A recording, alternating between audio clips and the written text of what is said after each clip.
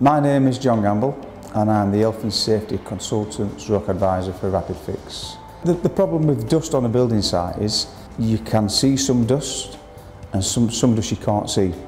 And it's the dust that we can't see that's the problem. So if we can see dust is being emitted from a process and we're not capturing it, then you can quantify that as to there's a lot of dust that probably we may be breathing in, unless we've got the control measures in place.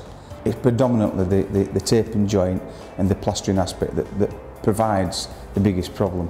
And that is down to the fact of it's basically what they're using, the mixing of the powders, and then the application of getting that dust off the surface. So it's been created an issue for us for a few years. So we wanted to look at innovative ways of not having the PPE, the RPEs, the be all and end all. So it's really getting back to design.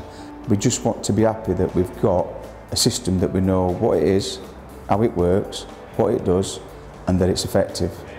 And that we're not forever trying to monitor people all the time, but we've got the controls that we've got, the people that use the equipment, the cubes, and other associated equipment. It's best in class, and it does exactly what it says, which is it's a better thing for the guys environmentally, and longer term it's effective in ensuring that they're not getting any ill effects chronically over a period of years, however long that may be.